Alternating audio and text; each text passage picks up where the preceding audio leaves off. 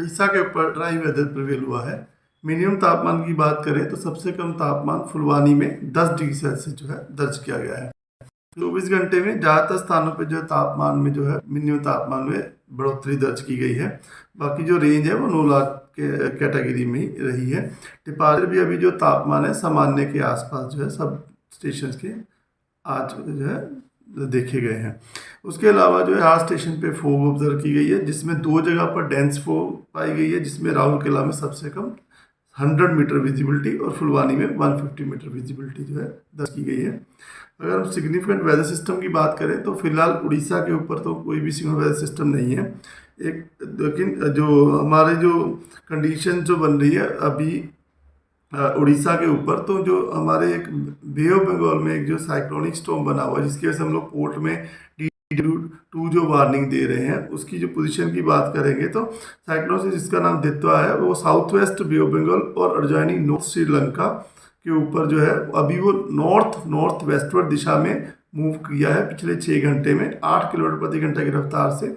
और सुबह 8:30 बजे की ऑब्जर्वेशन के हिसाब से यह उसी रीजन के ऊपर बना हुआ है, जिसका लैटिट्यूड जो है 9.6 डिग्री नॉर्थ पे और लॉन्गिट्यूड 80.7 डिग्री ईस्ट के ऊपर बना हुआ है। यह जो साइक्लोन की स्थिति है वह जफना जो कि श्रीलंका में एक स्टेशन है वहाँ से 80 किलोमीटर ईस्ट के ऊपर है और 140 kilometre south east of Vedaranya India का स्टेशन है। 170 kilometre south east of Karaikal जो कि इंडिया का स्टेशन है। 280 kilometre south east of Puducherry से और चेन्नई के साउथ में 380 किलोमीटर दूरी पे बना हुआ है।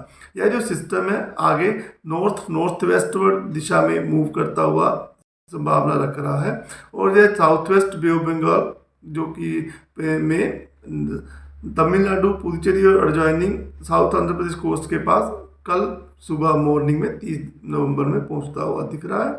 उसके बाद यह अपना कंटिन्यू मोशन रखेगा उत्तर पश्चिम दिशा की तरफ ही और यह सिस्टम जो है साइक्लोनिक स्टॉर्म की बनते हुए as a centre south west Bay of Bengal जो कि मिनिमम जो है डिस्टेंस 60 से 50 और 25 किलोमीटर तमिलनाडु और पुदुचेरी कोस्ट लाइन के ऊपर से उसका डिस्टेंस बना रहेगा, कोस्ट लाइन के पैरेलल जाएगा और midnight of today 29 November early morning और इवनिंग कल 30 नवंबर रिस्पेक्टिवली ये जो सिस्टम है इस तरह से मूव करेगा। ये सिस्टम अभी क्रॉस नहीं करता हुआ दिख रहा है, ये कोस्ट लाइन के पैरेलल जाएगा। अब इस सिस्टम का अगर हम उड़ीसा के ऊपर इम्पैक्ट देखें, फिलहाल तो उड़ीसा के ऊपर इस सिस्टम का ज़्यादा इम्पैक्ट नहीं दर्ज करने में नहीं दर्ज हो रहा है। फिलहाल कोई भी इम्पैक्ट दिख नहीं रहा है।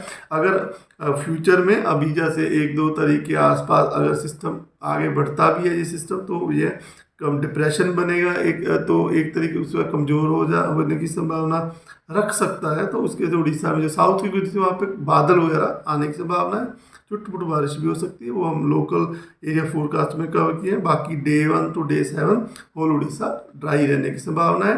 डे 1 में फोग की संभावना भी दी गई है कि डेंस फोग जहाँ पे सुंदरगढ़, नयागढ़, कंधमाल, खुड़ा डिस्ट्रिक्ट में जो येलो वार्निंग दी गई है डेंस फोग होने की संभावना की वजह से। और अगर टेम्परेचर फोरकास्ट की बात करें तो मिनिमम टेम्परेचर जो है अगले 4 दिन तक 9 लार्ज चेंज कैटेगरी में रहने की संभावना है, यानी ±2 डिग्री सेल्सियस रह सकता है। उसके बाद के अगले 3 दिन में यह गिर सकता है, तापमान 2 से 3 डिग्री सेल्सियस की गिरावट नजर आने की संभावना दिख रही है। धन्यवाद।